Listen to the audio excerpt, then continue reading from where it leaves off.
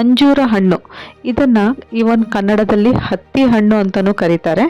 ಇಂಗ್ಲೀಷಲ್ಲಿ ಇದನ್ನು ಫಿಗ್ಸ್ ಅಂತ ಕರೀತಾರೆ. ನೋಡಿ, ಈ ಅಂಜೂರ ಹಣ್ಣು ಒಣ ಮತ್ತು ಹಸಿ ರೂಪದಲ್ಲಿ ಎರಡೂ ರೂಪದಲ್ಲೂ ನಮಗೆ ಈ ಮಾರ್ಕೆಟಲ್ಲಿ ಸಿಗುತ್ತೆ. ಅಂದರೆ ಫ್ರೆಶ್ ಫ್ರೂಟ್ ಆಗಿ ಮತ್ತು ಡ್ರೈ ಫ್ರೂಟ್ ಆಗಿ ಕೂಡ ಇದು ಸಿಗುತ್ತೆ. ತುಂಬ ಜನ ಡ್ರೈ ಫ್ರೂಟ್ಸ್ ಅಂದ ಕೂಡಲೇ ಬಾದಾಮಿ, ವಾಲ್ನಟ್ಟು, ಪಿಸ್ತಾ, ಕ್ಯಾಶ್ಯೂ ಅಂದ್ಕೊಂಡಿದ್ದಾರೆ. ಬಟ್ ಇವೆಲ್ಲ ನಟ್ಸ್, ಇವೆಲ್ಲ ಡ್ರೈ ಫ್ರೂಟ್ಸ್ ಅಲ್ಲ, ಇವು ಓನ್ಲಿ ನಟ್ಸ್. ಬಟ್ ಡ್ರೈ ಫ್ರೂಟ್ಸ್ಗಳಲ್ಲಿ ತುಂಬಾ ಬೆಸ್ಟ್ ಅಂದರೆ ಅದು ಅಂಜೀರ್, ಅಂದರೆ ಅಂಜೂರದ ಹಣ್ಣು. ಈ ಹಣ್ಣು ತುಂಬಾ ಟೇಸ್ಟಿ ಮತ್ತು ನ್ಯಾಚುರಲ್ ಸ್ವೀಟ್ನೆಸ್ನ ಹೊಂದಿದೆ. ಇದರಲ್ಲಿ ಇರುವ ಸಕ್ಕರೆ ಅಂಶ ನ್ಯಾಚುರಲ್ ಆಗಿದೆ. ಹಾಗಾಗಿ ಡಯಾಬಿಟಿಕ್ ಪೇಷಂಟ್ಸ್ಗೂ ಸಹ ತುಂಬ ಒಂದು ಒಳ್ಳೆಯ ಡ್ರೈ ಫ್ರೂಟ್ಸ್ ಈ ಒಂದು ಅಂಜೂರ ಹಣ್ಣು.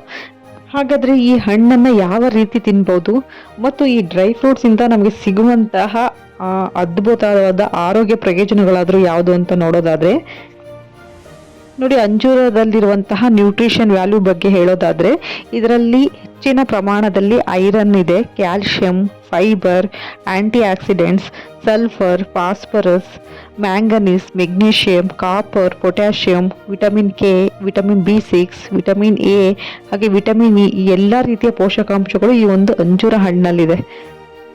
ನೋಡಿ, ಪೋಷಕರು ಸಾಮಾನ್ಯವಾಗಿ ಮಕ್ಕಳು ಸ್ಕೂಲಿಂದ ಬಂದ ತಕ್ಷಣ ಅವ್ರಿಗೆ ಮ್ಯಾಗಿ ಅಥವಾ ಕುರ್ಕುರೆ ಈ ರೀತಿಯಾದಂಥ ಅನ್ಹೆಲ್ದಿ ಸ್ನ್ಯಾಕ್ಸ್ನ ಕೊಡ್ತಾರೆ. ಇದರಿಂದ ಮಕ್ಕಳ ರೋಗ ನಿರೋಧಕ ಶಕ್ತಿ ಕೂಡ ಕುಂದುತ್ತಾ ಹೋಗುತ್ತೆ. ಆದಷ್ಟು ಪೋಷಕರು ಫುಡ್ ಸಿಸ್ಟಮ್ನ ಹೆಲ್ದಿ ಫುಡ್ಗೆ ಕನ್ವರ್ಟ್ ಮಾಡ್ಕೊಳ್ಳಿ. ಫಾರ್ ಎಕ್ಸಾಂಪಲ್, ನೋಡಿ, ನಿಮ್ಮ ಮಕ್ಕಳು ಸ್ಕೂಲಿಂದ ಬರುವ ಮುಂಚೆನೇ ನೀವು ಒಂದು 2-3 ಅವರ್ಸ್ ಮುಂಚೆನೇ ಈ ಒಂದು ಅಂಜೂರ, 2-3 ಅಂಜೂರ, ಒಂದು ಸ್ವಲ್ಪ ಬಾದಾಮಿಯನ್ನು ನೀರಲ್ಲಿ ನೆನೆಸಿ ಅವರು ಬಂದ ತಕ್ಷಣ ನೀವು ಅವ್ರಿಗೆ ಈ ಒಂದು ಡ್ರೈ ಫ್ರೂಟ್ಸ್ನ ಕೊಡೋದ್ರಿಂದ ಅವರಿಗೆ ಆಗಿರುವಂಥ ಆಯಾಸ ಅಂದರೆ ಫಟಿಗ್ ಕೂಡ ಇದು ಕಡಿಮೆ ಆಗುತ್ತೆ. ಸೊ ಅವರು ಕೂತ್ಕೊಂಡು ಹೋಮ್ವರ್ಕ್ ಮಾಡಿಕೊಳ್ಳುವಾಗ ಒಂದು ಉತ್ಸಾಹದಿಂದ ಅವರು ಅದನ್ನು ಮಾಡಬಹುದು. ಅಲ್ಲದೆ ಇದರಲ್ಲಿ ಆ್ಯಂಟಿ ಆಕ್ಸಿಡೆಂಟ್ಸ್ಗಳು ಯಥೇಚ್ಛವಾಗಿ ಇರೋದ್ರಿಂದ ಮಕ್ಕಳಲ್ಲಿ ರೋಗ ನಿರೋಧಕ ಶಕ್ತಿ ಅಂದರೆ ಇಮ್ಯುನಿಟಿ ಪವರ್ನ ಇನ್ಕ್ರೀಸ್ ಮಾಡುತ್ತೆ.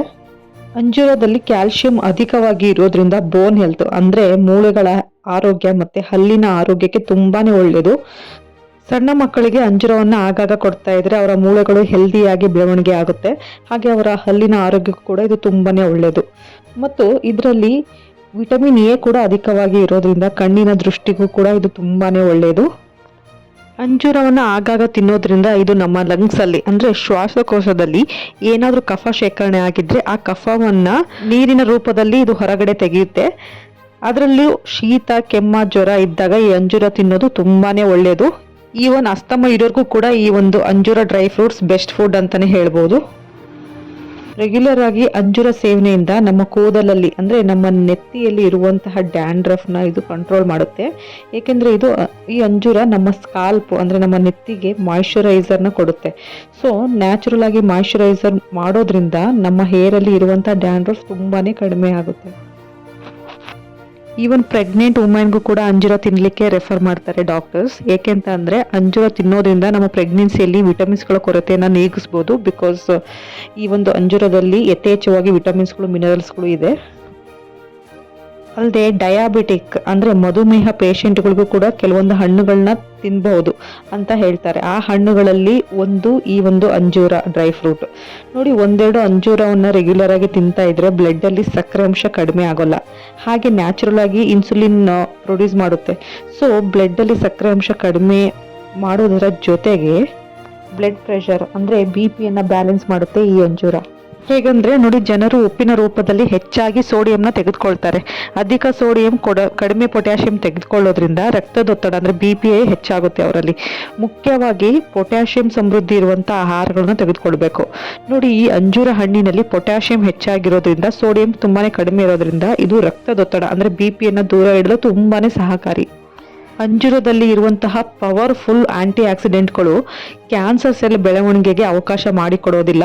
ನೋಡಿ, ಕೊಲೊನ್ ಕ್ಯಾನ್ಸರ್, ಬ್ರೆಸ್ಟ್ ಕ್ಯಾನ್ಸರ್ ಬರುವಂಥ ಸಾಧ್ಯತೆಗಳು ಇರುವವರಲ್ಲೂ ಕೂಡ ಆ ಕ್ಯಾನ್ಸರ್ ಸೆಲ್ಗಳನ್ನು ಅಂದರೆ ಆ ಕ್ಯಾನ್ಸರ್ ಜೀವಕೋಶಗಳನ್ನು ದೇಹದಲ್ಲಿ ಬೆಳಿಲಿಕ್ಕೆ ಬಿಡೋದಿಲ್ಲ ಈ ಒಂದು ಅಂಜೂರ.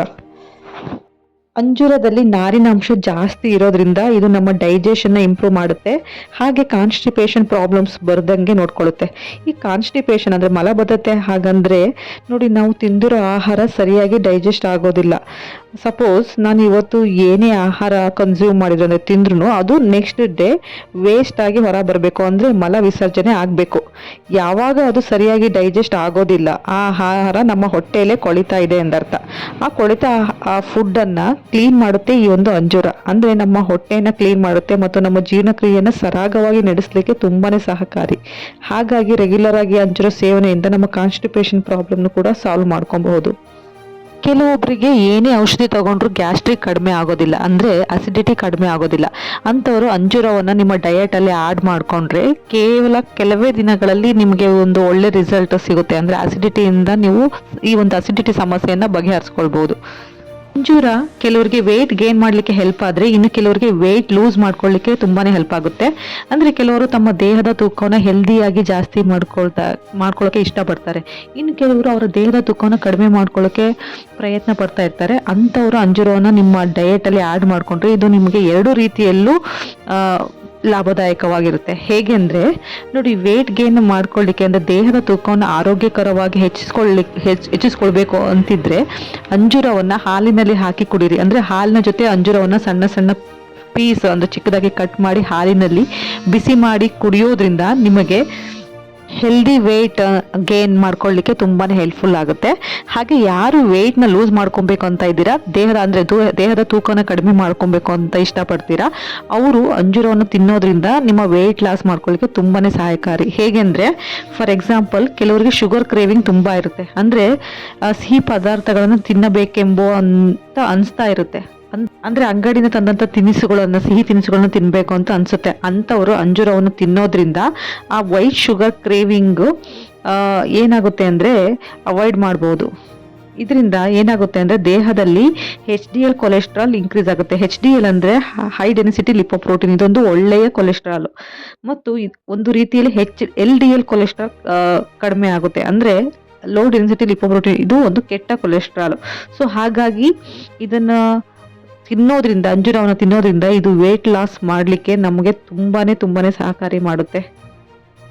ಅಲ್ಲದೆ ಅಂಜೂರದಲ್ಲಿರುವಂತಹ ಕ್ಲೋರೋಸೋನಿಕ್ ಆಸಿಡ್ ನಮ್ಮ ಬ್ಲಡ್ ಶುಗರ್ ಲೆವೆಲ್ನು ಕೂಡ ಕಂಟ್ರೋಲ್ ಮಾಡಲಿಕ್ಕೆ ತುಂಬಾ ಸಹಕಾರಿ ಆಗುತ್ತೆ. ಅಲ್ಲದೆ ನಮ್ಮ ಹಾರ್ಟಿಗೆ ಸಂಬಂಧಪಟ್ಟ ಕಾಯಿಲೆಗಳನ್ನು ದೂರ ಇಡ್ಲಿಕ್ಕೂ ಕೂಡ ಇದು ಪ್ರಮುಖ ಪಾತ್ರವನ್ನು ವಹಿಸುತ್ತೆ. ಇಷ್ಟೊಂದು ಆರೋಗ್ಯ ಪ್ರಯೋಜನ ಇರುವಂಥ ಈ ಒಂದು ಅಂಜೂರವನ್ನು ಮಿಸ್ ಮಾಡದೆ ತಿನ್ನಿ, ಮತ್ತು ನಿಮ್ಮ ಡಯಟಲ್ಲಿ ರೆಗ್ಯುಲರ್ ಆಗಿ ಆ್ಯಡ್ ಮಾಡ್ಕೊಳ್ಳಿ ಅಂತ ಹೇಳ್ತಾ ಈ ವಿಡಿಯೋನ ಇಲ್ಲಿಗೆ ಎಂಡ್ ಮಾಡ್ತಾ ಇದ್ದೀನಿ. ನೀವೇನಾದರೂ ನನ್ನ ಚಾನಲ್ನ ಫಸ್ಟ್ ಟೈಮ್ ನೋಡ್ತಾ ಇದ್ರೆ ನನ್ನ ಚಾನಲ್ ಸಬ್ಸ್ಕ್ರೈಬ್ ಮಾಡಿ. ಹಾಗೆ ಈ ವಿಡಿಯೋ ಇಷ್ಟ ಆದರೆ ನಿಮ್ಮ ಫ್ಯಾಮಿಲಿ ಫ್ರೆಂಡ್ಸ್ ಜೊತೆ ಶೇರ್ ಮಾಡಿ. Thank you.